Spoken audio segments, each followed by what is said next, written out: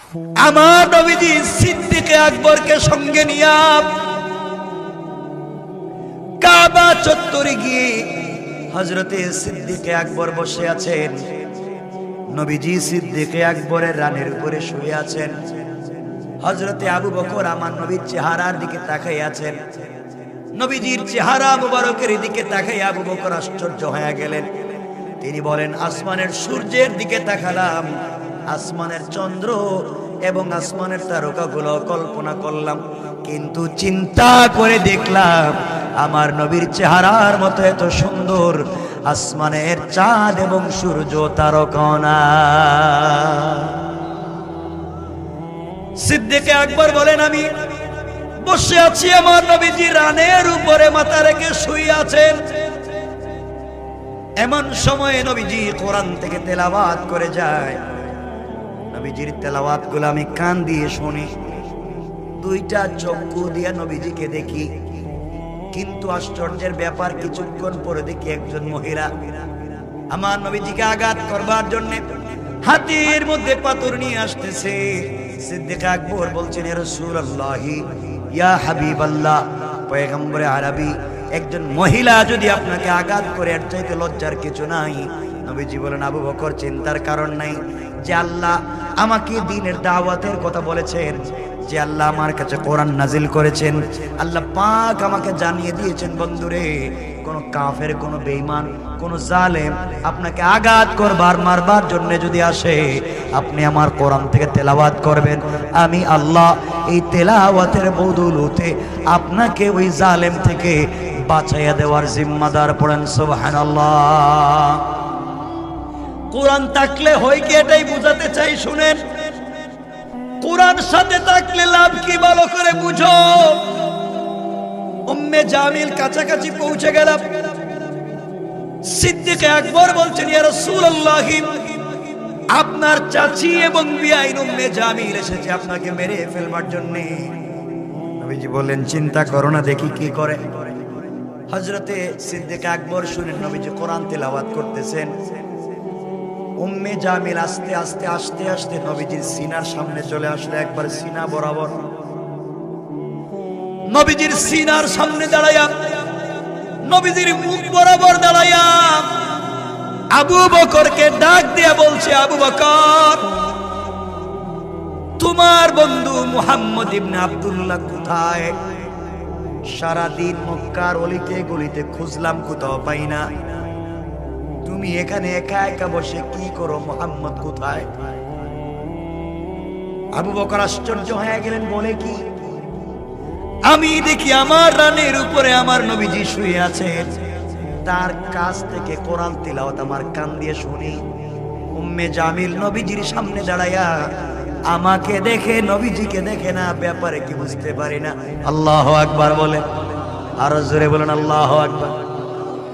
আবু বকর বললেন, উম্মে জামিল রে, তোমার ভাতিজা, তোমার বিয়াই, তুমি খুঁজতে এসেছো, খুঁজে দেখো না কোথায় আছে, আমি বলতে যাব কেন?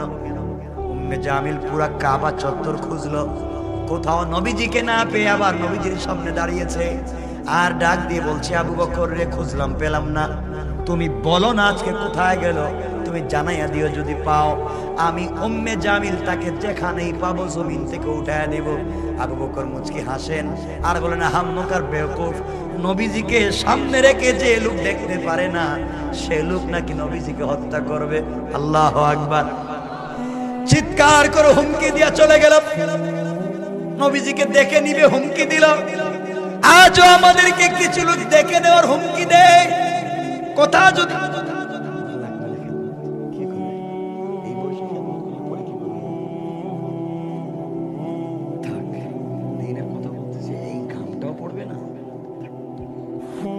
আমার বন্ধুগণ কথাগুলো বুঝুক, কি বলতে চাই।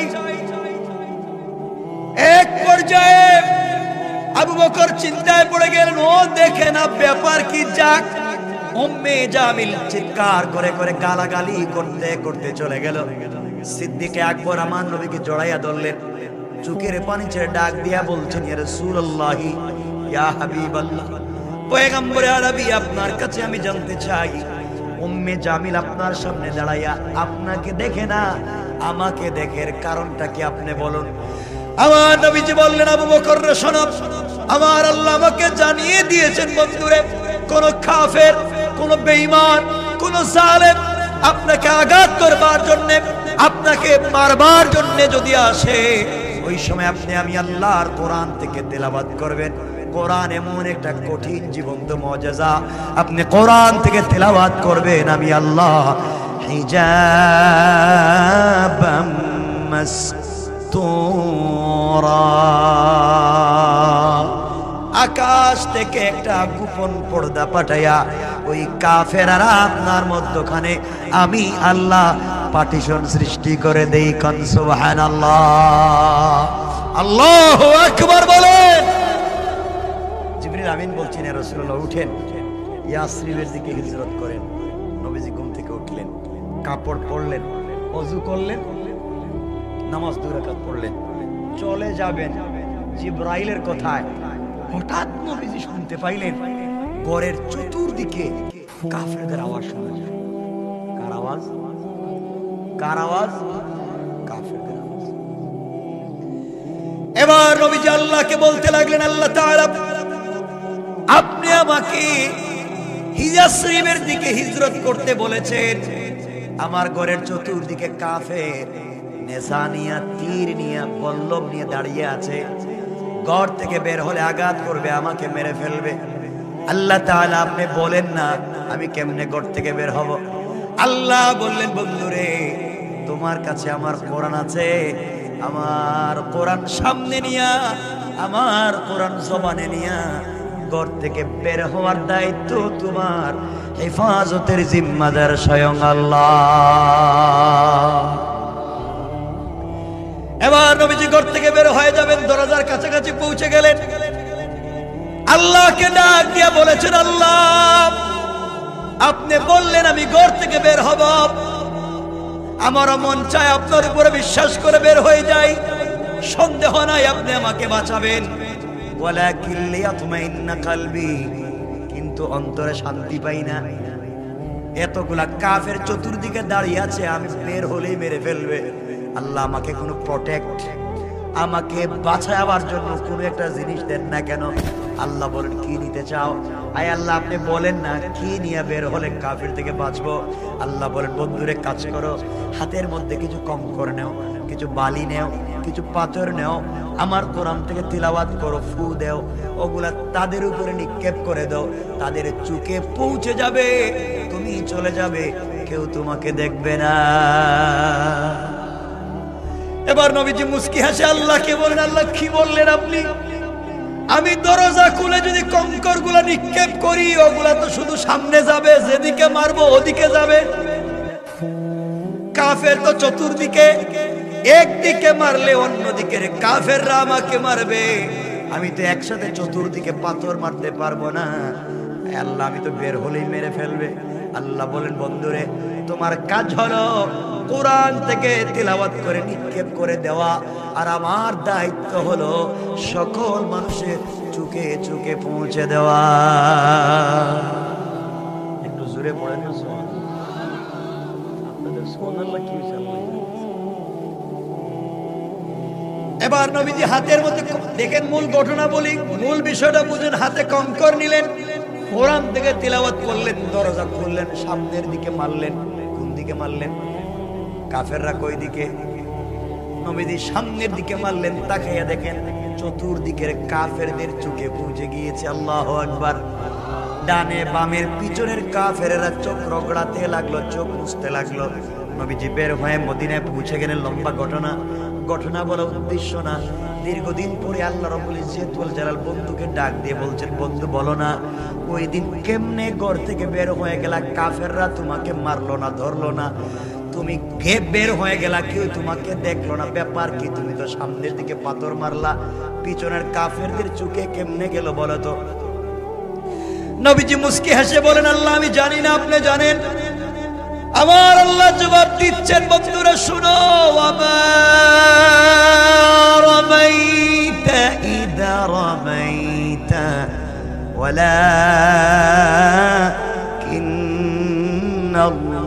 ওয়ালাকিন্নাল্লাহ রামা।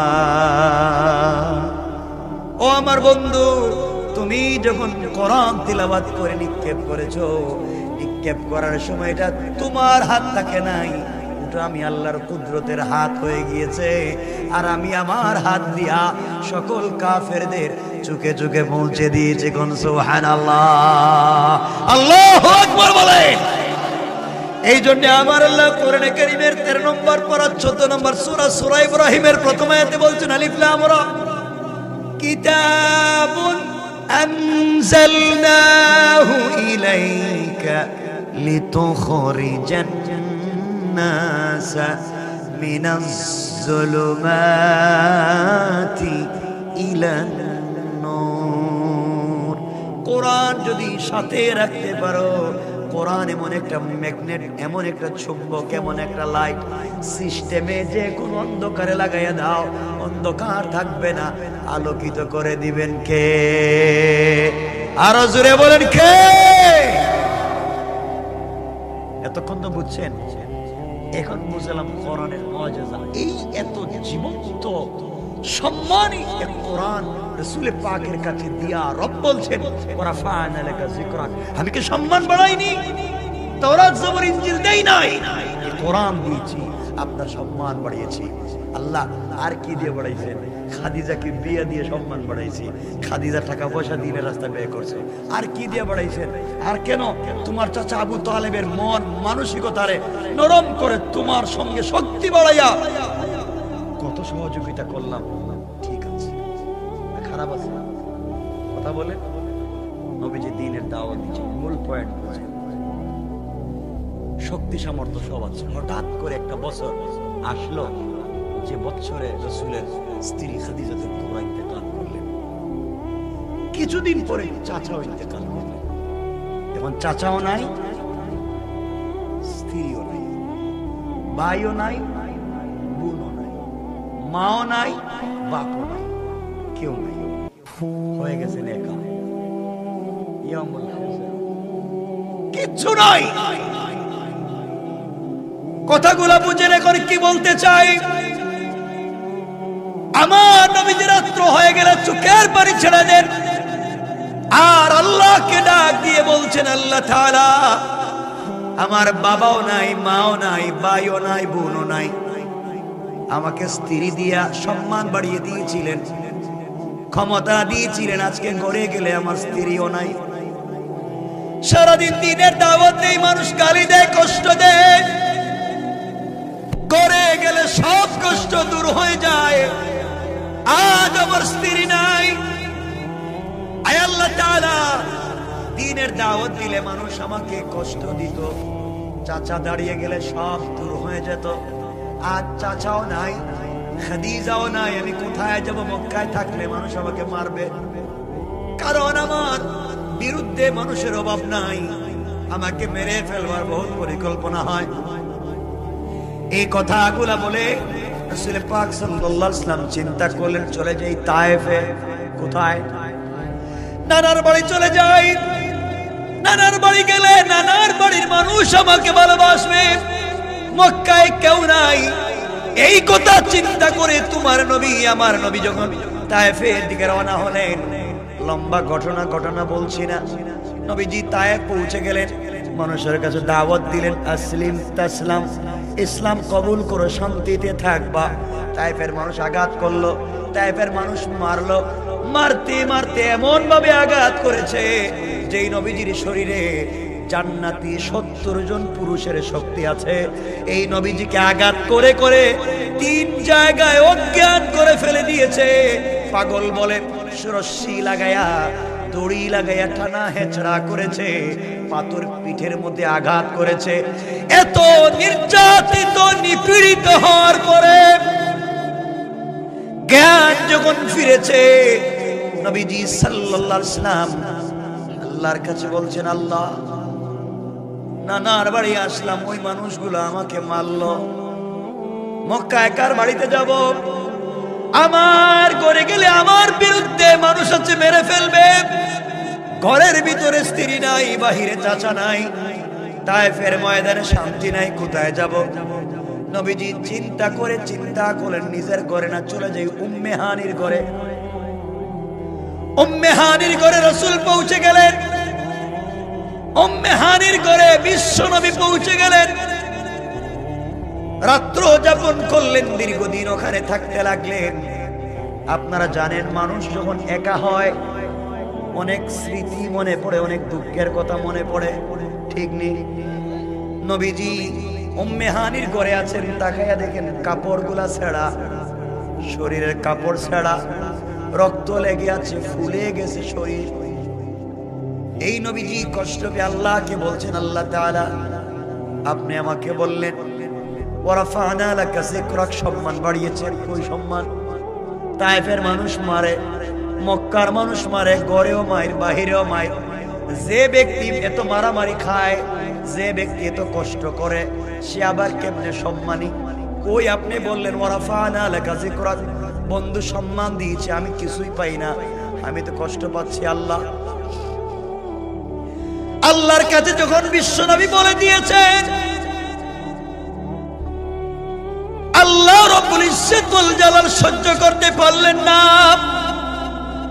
জিবরাইলকে পাঠিয়ে বললেন, জিবরাইল যাও আমার বন্ধুকে ওয়ারাফা'না লাকা যিকরাক, সম্মান দিয়েছি, ওঠা বুঝাইয়া দাও, আমিও চাই না বন্ধু আজ আর কষ্ট পাক। জিবরিল আমিন চলে আসলেন উম্মে হানির ঘরে, এসে দেখলেন রাসূল সাল্লাল্লাহু আলাইহি ওয়াসাল্লাম কাঁদতেছেন, কষ্ট পাচ্ছেন। সঙ্গে নিলেন, বললেন ইয়া রাসূলুল্লাহ চলেন। আমার নবীজি বলছেন, জিবরাইল কোথায় যাব?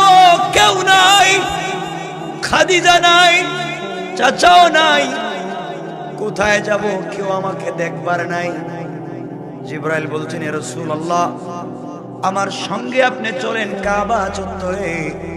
নবীজি কিনে কাবা চত্বরে গেলেন, শোয়া দিলেন, বুকটা কাটলেন, কি যেন বের করলেন, জমজমের পানি দিয়ে ধুইলেন, আবার ভিতরে ঢুকিয়ে দিলেন, স্বর্ণের তস্তরিতে করে মখমলের কাপড় দিয়ে জান্নাত থেকে কি যেন আনলেন, ভিতরে ঢুকিয়ে দিলেন। হাদিসে পাওয়া যায় ইলম এবং হিকমা ঢুকায়া দিলেন। এই সূরার প্রথম আয়াতে আল্লাহ বলছেন আলাম নাশরাহ লাকা সাদরাক, বন্ধু আমি কি সিনা চাক করি নাই? এইভাবে কাটলেন, ভিতরে ঢুকায়া দিলেন, আবার লাগাইয়া দিলেন। দুই জিনিস নবীজির সামনে হাজির করলেন, আর বললেন কি চান? নবীজিকে দুধ দেওয়া হলো, নবীজিকে মধু দেওয়া হলো, খেজুর দেওয়া হলো, কি খাবেন আপনি নেন।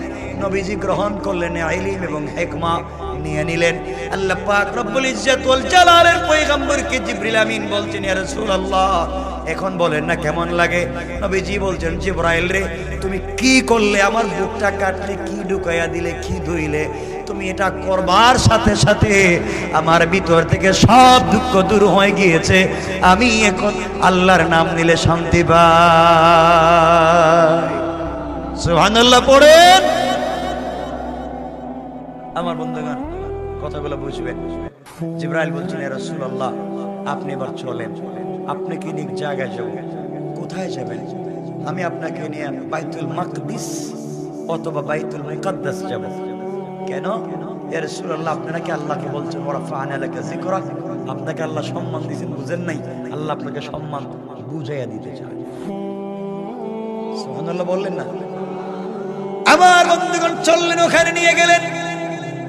ওখানে আগে থেকে সব নবীদেরকে আল্লাহ জমা করে রেখেছেন, আদম থেকে ঈসা সব নবীর এখানে আছেন। 2 রাকাত নামাজ পড়া লাগবে। কেউ বলছেন আদম আপনি পড়ান, কেউ বলছেন ইব্রাহিম আপনি পড়ান, কেউ বলছেন ইউসুফ, কেউ বলছেন ঈসা, কেউ বলছেন মুসা আপনি পড়ান। আল্লাহ ডাক দিয়া বললেন, ও জিবরাইল আজকে আমার বন্ধুকে সম্মানটা বুঝাইয়া দাও। আজকে আদম থেকে ঈসা পয়গম্বর সকলেই হবেন মুসল্লি, আর আমার নবী হবেন সকলের ইমাম। সুবহানাল্লাহ বলেন না, জোরে বলেন। ওয়ারাফা'না লাকা যিকরাক, বন্ধু সকলের উপরে সম্মান দিয়েছি ইমামুল মুরসালিন বানাইয়া। সুবহানাল্লাহ বলেন। সম্মান দিয়েছেন কে? আরজ করে বলেন কে? আল্লাহ সম্মান দিয়েছেন। এই সম্মান যদি পেতে হয় কথাগুলো বুঝো, আল্লাহকে চিনতে হবে। আজ আমরা আল্লাহকে চিনি না। ও আনোয়ারপুরের মানুষ শুনো, একদিন দেখবা তোমাদের এলাকার চৌধুরী বাড়ি থাকবে, চৌধুরী থাকবেন না। একদিন খান সাহেবের বাড়ির খান বাড়ি থাকবে, খান সাহেব থাকবেন না। একদিন চেয়ারম্যানের বাড়ির চেয়ারম্যান বাড়ি থাকবে, চেয়ারম্যান থাকবেন না। একদিন এমপির বাড়ির এমপির বাড়ি থাকবে, এমপি থাকবেন না। একদিন এই বাজারের বড় ব্যবসায়ীর বড় ব্যবসা প্রতিষ্ঠান থাকবে, বাড়ি থাকবে, থাকবে না। ঠিক কিনা জোরে বলে? এজন্য কথাগুলো বুঝো। ও মুসলমান, তোমাকে বলছি কি বুঝতে চাও? আল্লাহর ওয়াস্তে আল্লাহকে চিনো। দুনিয়ার জমিনে রবকে ভুলে যাইও না। রব তোমাকে কোনোদিন ভুলে যায় নাই। তুমি কেমনে আল্লাহকে ভুলে যাও বান্দারে? আল্লাহর সাথে সম্পর্ক করো, আল্লাহকে ভালোবাসো। রব বলেছেন কোরআনে কারীমের 19 নম্বর পারা 25 নম্বর সূরা সূরাল ফুরকানের 65 নম্বরের আয়াত থেকে আল্লাহ বললেন, ওয়াল্লাযীনা ইয়াকুলুনা রাব্বানা সরিফ আন্না আযাব জাহান্নাম ইন্না আযাবাহা কানা গরামা। আল্লাহ বললেন বান্দারে, সাকারাত শুরু হয়ে যাওয়ার আগে, গারগারা শুরু হয়ে যাওয়ার আগে, কবরে চলে যাওয়ার আগে, মালাকুল মউত পৌঁছে যাওয়ার আগে, আজরাইল চলে আসার আগে, গোটা জিন্দেগির গুনার জন্য আল্লাহর দরবারে হাত উঠাইয়া যদি ক্ষমা চাইতে পারো, আল্লাহ বলেছেন বান্দা ক্ষমা চাইতে দেরি হবে, আমি আল্লাহ তোমাকে মাফ করে দিতে দেরি হবে না। কোন ঠিক কিনা? চাইবো কার কাছে? সবাই বলেন কার কাছে? যুবক ভাই তোমাদেরকে বলছি, শোনো শোনো যুবকেরা, সারাদিন বিজনেস করো, সারাদিন কাজ করো, সবাইকে মনে রাখো যাকে ভুলে যাও সব ঠিক আছে। ও যুবকেরা তোমাদেরকে বলছি, সারাদিন দোকানদারি করেছ, তোমার ব্যবসা তাহিরপুরে, তোমার ব্যবসা সুনামগঞ্জে, তোমার ব্যবসা সিলেট শহরে, সকাল থেকে সন্ধ্যা পর্যন্ত দোকানদারি করেছ, টাকা টাকা টাকা, কাগজপত্র হিসাব ঠিক রেখেছ, দোকানের হিসাব ঠিক রেখেছ, ব্যাংক ব্যালেন্স ঠিক রেখেছ, এত কাজের ভিতর দিয়া ছেলে মেয়ের খবর নিয়েছ, বাড়িতে মা বাবার খবর নিয়েছ, বিদেশে ভাই বোনের খবর নিয়েছ, সব তুমি ঠিকঠাক মতো আদায় করেছ। এত কাজ করতে গিয়ে যাকে ভুলে গিয়েছ তিনি হচ্ছেন আল্লাহ। ঠিক কিনা বলেন? সব ভুলে গিয়া সারাদিন বিজনেস করেছ, কয়েক লক্ষ টাকা ব্যবসা করেছ, কয়েক লক্ষ টাকা লাভ হয়েছে, সারাদিন ব্যবসা করে বিকাল বেলা ক্যাশের বাক্স খুলেছ, সন্ধ্যার সময় দোকান লাগাইয়া দিবে, বাড়িতে চলে যাবে, ক্যাশ মিলাচ্ছ, ক্যাশের বাক্স খুলে টাকা গুনতে গিয়েছ, টাকা তোমার, বিজনেস তোমার, টাকা গুনতে গিয়েছ বোকা। তুমি জানো না হতে পারে তোমার ক্যাশের বাক্সের ভিতরে আজরাইল। আজরাইল আল্লাহ কি বলছে? আল্লাহ আমসিক ও আত্রুক, ওরে ছেড়ে দিব না ধরবো। ও বলতেছে টাকা তার, ও বলে বিজনেস তার, ও বলে সম্পত্তি তার। রব সবাইকে তো স্মরণ করলো, আপনাকে মনে করে নাই। এখন টাকাগুলা গণবে, কিন্তু তোমাকে মনে করবে না। রব আমি কি টাকা গণতে দিব? আল্লাহ কান বরাবর গরম একটা থাপ্পড় দে। আজরাইল তো থাপ্পড় দিছে, সাথে সাথে দেখা যায় ব্রেইন স্ট্রোক। দোকানে বসে আছে ব্রেন স্ট্রোক করছে, অফিসে বসে আছে ব্রেন স্ট্রোক করছে। নাই কথা বলেন নাই? যুবক তোমাদেরকে বলছি, তুমি নাকি স্টুডেন্ট ভিসা আমেরিকা চলে যাচ্ছ, ইউকে চলে যাচ্ছ, ইউএসএ চলে যাচ্ছ, কানাডা চলে যাচ্ছ, তোমার পাসপোর্টে ভিসা লেগেছে, তুমি আগামীকাল ফ্লাইট নিচ্ছ ওসমানী আন্তর্জাতিক বিমানবন্দর থেকে, তুমি সবার কাছ থেকে বিদায় নিয়েছ, যে যেখানে আছে ভাই তো সবার কাছ থেকে বিদায় নিচ্ছ, তুমি একটা ফ্রিডম কান্ট্রিতে চলে যাচ্ছ, লাইফকে এনজয় করবে, বিশাল অস্তিত্ব তোমার হবে, এই জন্য তুমি চলে যাচ্ছ। সব চিন্তা করে সবার কাছ থেকে বিদায় নিও, ব্যাগেজ লাগেজ তৈরি করে পাসপোর্টটা তোমার বালিশের নিচে রাইখে ঘুমাইছ, সকালবেলা তুমি চলে যাবে। আরে বোকা, জানোই না হতে পারে তোমার বালিশের নিচে আজরাইল বসে। ঠিক কিনা বলেন? আজরাইল আল্লাহ বলছে, আল্লাহ আমসিক ও আত্রুক, ওরে ছাইড়া দিব না ধর্ম, ও ও বলতেছে পাসপোর্টের ভিসা তার, ও আগামীকালকে চলে যাইব। সবাই রে খুঁজে খুঁজে খবর নিছে, সবার কাছ থেকে বিদায় নিছে, একটা বার তোমার কাছে কিছু বললো না। রব তুমি বলো না ছেড়ে দিব কিনা। রব বলছে ঘুমে একটা থাপ্পড় দে, নিচে তো ঘুমে থাপ্পড়, দেখা যায় ঘুমে হার্ট অ্যাটাক। কথা বলা লাগবে, আছে না নাই? রব আফসোস করে বলছেন ইয়া আইয়ুহাল ইনসান মা গাররাকা বিরাব্বিকাল কারীম, এই মানুষ তোদেরকে কে ধোঁকা দিয়েছে আমার মতো মহান রব থেকে, কে বিভ্রান্ত করেছে আমার মতো মহান রব থেকে, অথচ আল্লাযী খালাকাকা, আমি তোদেরকে বানাইছি। কে বানাইছেন? সবাই বলেন। যুবক তোমাদেরকে বলছি, তোমাদেরকে বলছি যুবক শোনো আমার কথাটা। তোমরা নাকি প্রেম করো, তোমাদের নাকি প্রেমিকা আছে, তোমাদের নাকি গার্লফ্রেন্ড আছে। আরে বুকা আমার দিকে তাকাও, শোনো যুবক, তোমার গার্লফ্রেন্ড, তোমার প্রেমিকা যার চামড়া অনেক বিউটিফুল, যার চামড়া অনেক বিউটিফুল, যাকে দেখলে তোমার খুব ভাল লাগে, যার চেহারা এক্সট্রা অর্ডিনারি করা, যার বয়স এত স্মার্ট, সে তোমাকে টেলিফোন দিলে বাতির প্লেট ফালাইয়া কুকুরের মতো দৌড়। কথা বলেন। তোমাকে কি বলতে চাই যুবক শোনো, যার প্রেমে পড়ে, যার জন্য জিন্দেগি নষ্ট করে দিচ্ছ, এত সুন্দরী তোমার গার্লফ্রেন্ড, যাকে দেখলে সব ভুলে যাও। আরে বুকা তুই জানিস না এই মেয়ে যদি আজকের রাত্রে মরে যায়, কসম রব্বে পাকের জাতের 72 ঘন্টার ভিতরে তার সুন্দর চামড়া থেকে বের হবে পোকা। পোকা ঠিক কিনা বলেন? এই সুন্দর চামড়া থাকবে না, বের হবে পোকা, বের হবে দুর্গন্ধ। যুবক তুমি যার সাথে প্রেম করো, যার সাথে প্রেম করে কথা বলতে গিয়া সারা রাত জেগে কথা বলো, যার সাথে সম্পর্ক রাখতে গিয়া মা বাবার সাথে খারাপ ব্যবহার শুরু করেছো, যাকে ভালোবাসতে গিয়া মা বাবার মুখে চুনকালি দিয়েছো, যার সাথে সম্পর্ক টিকিয়ে রাখতে গিয়া পড়ালেখা বাদ দিয়েছো, যার সাথে সম্পর্ক ঠিক রাখতে গিয়া ফেন্সিডিল ইয়াবা ধরেছো, যার সাথে সম্পর্ক ঠিক রাখতে গিয়া দেশে বিদেশে চাকরি করে যা টাকা জমাইছো সব ওই মেয়ের পিছনে, ওই মেয়ের পরিবারের পিছনে খরচ করেছো, যা পাও ওই মেয়ের পিছনে খরচ করে দাও।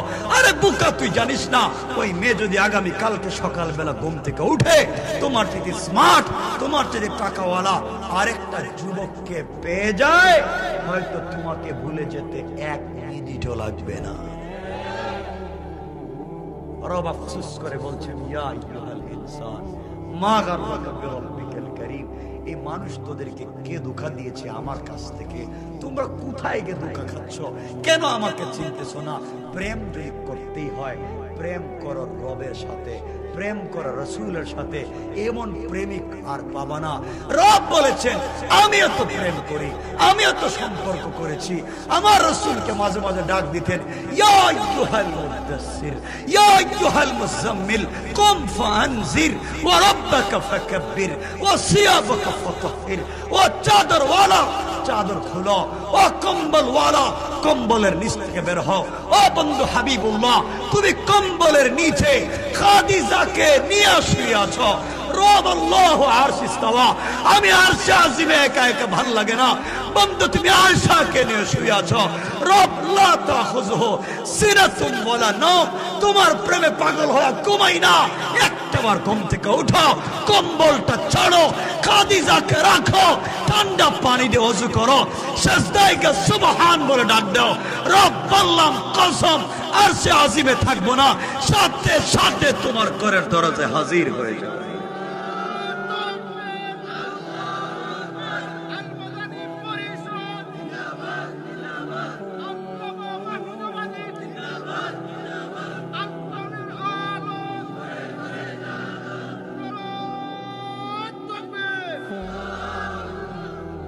আমার কথা কি বুঝতে পারতেছেন আপনারা? রব বলেছেন সম্পর্ক আমার সাথে করো, আমাকে তোমরা ভালোবাসো, আমি তোদের জন্য ঘুমাই না, আমি তোদের জন্য সারা রাত জেগে থাকি, আমি তোদের দরজায় নিজে নক করে এসে বান্দা বল কি লাগবে। ও আনোয়ারপুরের যুবক শোনো, আজকের রাত্রে কোন একটা যুবক আর যুবতী, কোন একটা জোয়ান, কোন একটা ভাই আর বোন, কোন একটা মার বাপ আজকে রাত্রে সিজদায় গিয়ে পড়ে রবকে বলতেছে, রব বহুত তো ভুল করেছি, সুবহানা রব্বিয়াল আলা। রব ফেরেশতাকে বলছে, রব ফেরেশতা ও বান্দা আজকে কি বলছে আনোয়ারপুরের যুবক? আল্লাহ ও বলছে সুবহান, তুমি নাকি পবিত্র। আল্লাহ বলছেন ফেরেশতারা বল, আনোয়ারপুরের যুবক আর যুবতীকে আমাকে দেখেছে? আল্লাহ দেখে নাই, না দেখে বলছে তুমি পবিত্র আর সে অপবিত্র। রব বললেন সাব্বাহতানি, অবশ্যই আমি পবিত্র।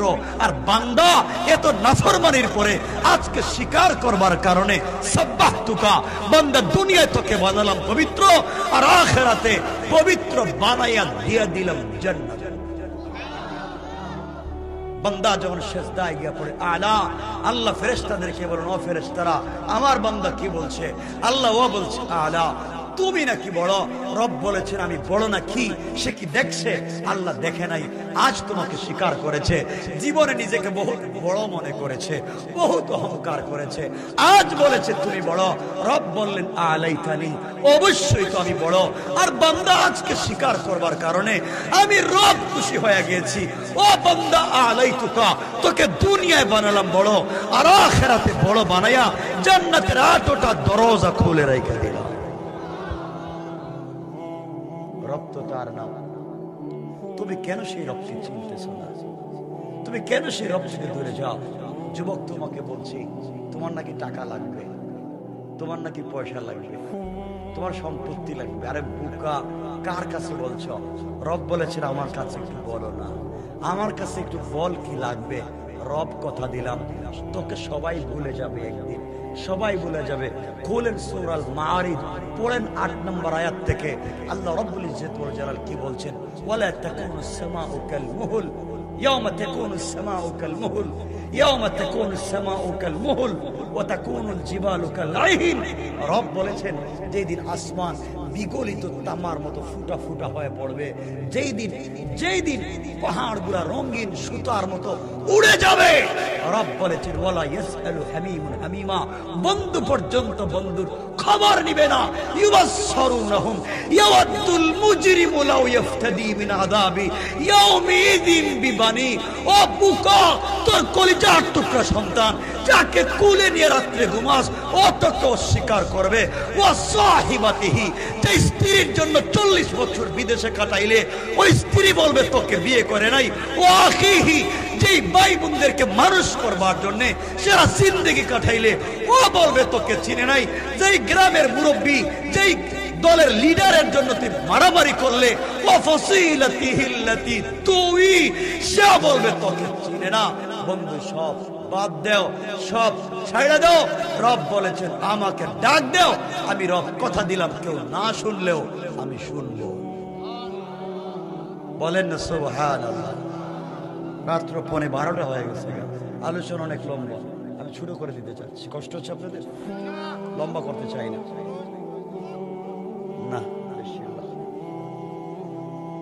না আমি লম্বা করতে চাই না, গুরুত্বপূর্ণ কথাগুলো সঙ্গে করে দিচ্ছি। আপনাদের কষ্ট হচ্ছে আমি বুঝতেছি, আর না বললে কি আমি কি বুঝি না? কষ্ট হইব নাকি? প্রস্রাবে ধরে নাই কি কয়ে ডায়াবেটিস নাই? বসেন, কয়েক মিনিট লম্বা করবো, কয়েক মিনিট। আমার বন্ধুগণ মূল কথাগুলো বুঝে ফেলো কি বলতে চাই। রাসূল আল্লাহর কাছে বলছেন আল্লাহ ওয়া রাফা'না লাকা যিকরাক, কি বুঝলাম না? আল্লাহ বুঝাইয়া দেওয়ার জন্য সবার ইমাম বানালেন ইমামুল আইম্মা, ইমামুন নবী ওয়ার রাসূল, ইমামুল মুরসালিন বানালেন। এবার জিবরাইল বলছেন পয়গম্বরে আরবি এখন কোথায় যাবেন আপনি জানেন? আমি জানি না। আপনি নাকি বলছেন আল্লাহ আপনাকে সম্মান দিয়েছেন, আপনি বুঝেন নাই, আল্লাহ বুঝাতে চায়। কোথায় নিয়ে যাবা? চলেন আমার সঙ্গে সংক্ষেপ করে বুঝেন কি বলতে চাই। নবীজিকে নিয়ে চললেন প্রথম আসমানের গেটে। ওখানে যাওয়ার পরে জিবরাইল বললেন ও ফেরেশতারা, আসমানের প্রহরীরা দরজা খুলে দাও। ফেরেশতারা জবাব দিয়েছেন কে? তিনি বললেন আর জিবরাইল, আমি জিবরাইল, তোমরা দরজা খুলে দাও। ফেরেশতারা বলছেন জিবরাইল বেয়াদবি মাফ করবেন, দরজা খুলে দেওয়া যাবে না। কেন খুলবা না? আল্লাহ রাব্বুল ইজ্জত ওয়াল জালাল যেদিন আসমান তৈরি করেছেন ওই দিন আসমানের প্রথম গেট থেকে আর সে মুআল্লা পর্যন্ত লাল গালিচা বিছিয়ে রেখেছেন। জান্নাতুল ফিরদাউস থেকে কাঁচা ফুল ছিটাইয়া দিয়েছেন, ডিজাইন করেছেন, স্ট্রাকচার তৈরি করেছেন। আল্লাহ জান্নাতুল ফিরদাউস থেকে ঝাড় বাতিয়ে লাগাইয়া রেখে দিয়েছেন, দরজা খুলে দেওয়া যাবে না। কেন রে এত সুন্দর ডিজাইন করেছেন? কার জন্য? ফেরেশতারা জবাব দেয়, জিবরাইল যার জন্য তৈরি করেছেন তিনি আখিরি জামানার পয়গম্বর রাসূল পাক সাল্লাল্লাহু আলাইহি ইসলামের জন্য তৈরি করেছেন, আপনার জন্য দরজা খুলে দেওয়া যাবে না। জিবরাইল বলছেন, ফেরেশতারা আল্লাহ পাক যার জন্য এত কিছু করলেন এই মুহূর্তে তিনি আমার সাথে আছেন, দরজা খুলে দাও। সুবহানাল্লাহ বলেন। দরজা খুলে দেওয়া হলো। নবীজি প্রথম আসমানে উঠে গেলেন। ঘটনা বলবো না, শুনেন মূল পয়েন্ট শুধু। ওয়ারাফা'না লাকা যিকরাক। উঠে গেলেন। জিবরাইল তাকায়া দেখেন নবীজি মুচকি মুচকি হাসেন। জিবরাইল বলছেন, ইয়া রাসূলুল্লাহ হাসেন কেন? আপনি না কাঁদতেছিলেন, আপনাকে গোসল করালাম, কষ্ট দূর করলাম, হাসেন কেন?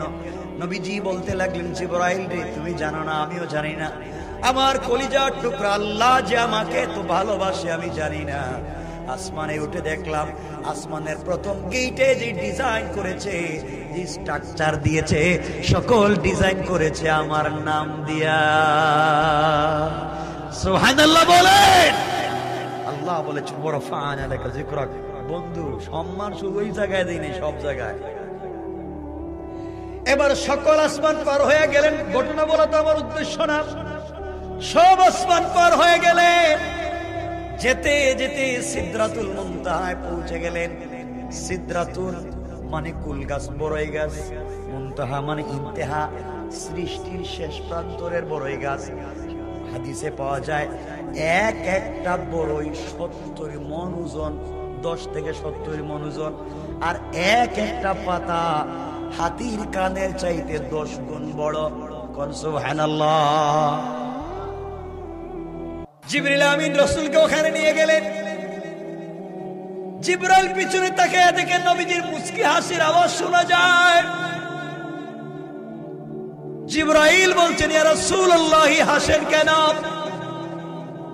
নবীজি বললেন, জিবরাইল হাসি এই জন্য, হাসি থামাতে পারলাম না, সব তো দেখে দেখে আসলাম, এখন গাছে আইসা দেখি তুমি আমার কাছে এসে দেখো আল্লাহ যে কত ভালোবাসে আমাকে আমি জানি না, এত সম্মান দিবে আমি জানি না। ওখানে এসে আমি দেখলাম গাছের পাতার এক সাইডে আমার নাম, অপর সাইডে আমার আল্লাহর নাম। সুবহানাল্লাহ পড়েন। পরে ফা'না লাকা যিকরাক। বন্ধু, সব জায়গায় আমার নামের সাথে তোমার নাম জুড়াই দিছি। শুধু এটা না, যতক্ষণ পৃথিবীতে আজান হবে, যত জায়গায় আমার নাম, তত জায়গায় আপনার নাম। যতদিন পৃথিবীতে নামাজ থাকবে, তাশাহুদ থাকবে, যত জায়গায় আমার নাম, তত জায়গায় আপনার নাম।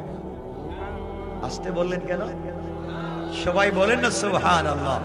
ওয়ারাফা'না লাকা যিকরাক। বন্ধু, আপনি নাকি সম্মান বুঝতেছেন না?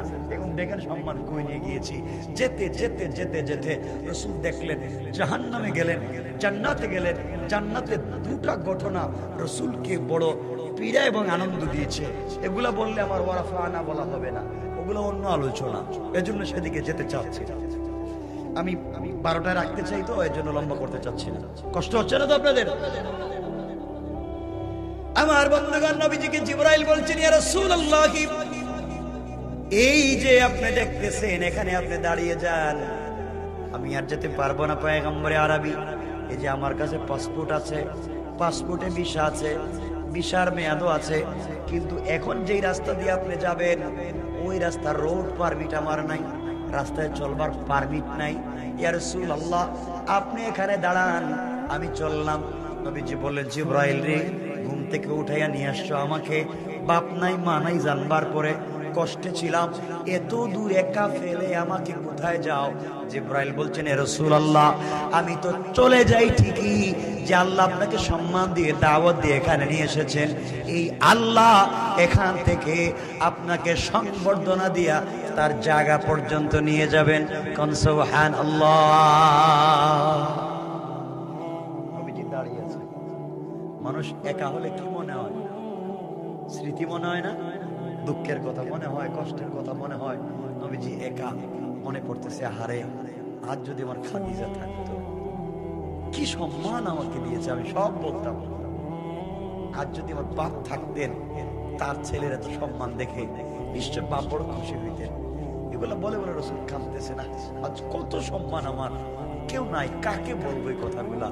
বলতে বলতে বলতে বলতে হঠাৎ রাসূলের চোখ পায়ের দিকে চলে গিয়েছে। তারিখ ইবনে জারির তাবারিতে লিখে, রাসূলের চোখ যখন পায়ের দিকে গেছে, রাসূল তাকায়া দেখে পায়ে ওই ছেঁড়া পুরাতন জুতা। চিন্তা করিনি, জুতা নিয়ে আমি এই জায়গায় আসছি, এত দূরে এই জুতা নিয়ে আসে আজিমে যাবো। রাসূল লজ্জা পেয়ে গেলেন, আরে এটা নিয়ে এত দূর আসলাম কেমনে। হঠাৎ রাসূলের মনে পড়েছে মুসা কালিমুল্লাহর কথা। আমার নবী বলতে লাগলেন, মুসা কালিমুল্লাহকে আল্লাহ রাব্বুল ইজ্জত ওয়াল জালাল বলছেন, মুসা তুর পাহাড়ে এসেছো, তুরে সায়না, ওখানে জুতা না যাবে না। ফাখালানা আলাইকা ইন্নাকা বিল ওয়াদিল মুকদ্দাস তুওয়া। ও মুসা, এটা পবিত্র উপত্যকা, তুরে সায়না, জুতা নিয়ে আসা যায় না, জুতা খুলে তুমি আসো।